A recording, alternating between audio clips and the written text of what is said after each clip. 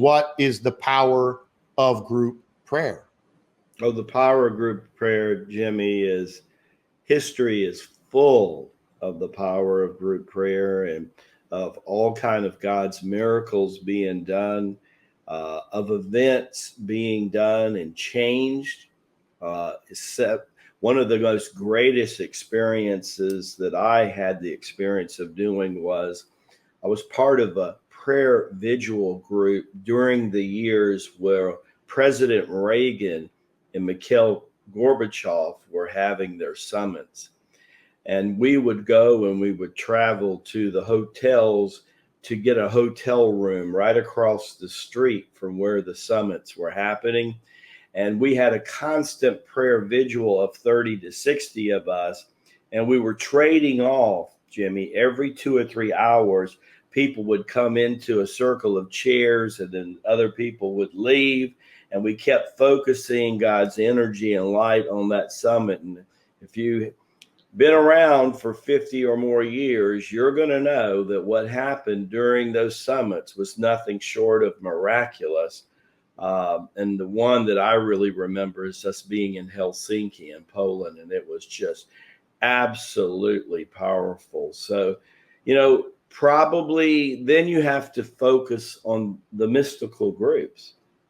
Well, there's been some very powerful mystical groups. The City Yogas come to mind. They've been doing group prayer together for thousands of years. One of the major things at the Lamasery for over 3 millenniums is that we collectively get involved with prayer. That even though there's only 36 fully active lamas in the world, Jimmy, at any given time, usually there's about that number that they say they retire, but they really focus on prayer in regards to influencing the weather, in regards to influencing certain wars and strifes that come up, pestilence, you name it. And also you have group prayers. I know we did a couple episodes back. We talked about vortexes and portals. Yes. I mean, one of the biggest ways that these are created is actually by group getting metaphysical groups together. Probably one of the most powerful was the Essenes and the effects that they had on the Dead Sea. And of course, we know that a lot of the epistles of the Old and New Testament were rooted in with the Dead Sea Scroll and what they revealed. But more powerful, they were disciplined for 300 years to do the preparation to get ready for the Christ child to be born. So, I mean, understanding group prayer, God the Father says, where 2 or more or you are gathered, there I am also in the midst of. That means right in the middle is him. Now, the real true meaning of that is that relationship that you're having with him. I want you to think about that most beautiful painting that people have seen before, where the finger of Adam and the finger of God the Father are touching heaven and earth. And understand that the moment that you even prepare, as it says, before you ask, well, let me tell you something. Before you pray, before you meditate, before you're contemplating, he's looking at his watch and he says, I've been waiting. Let's go, right?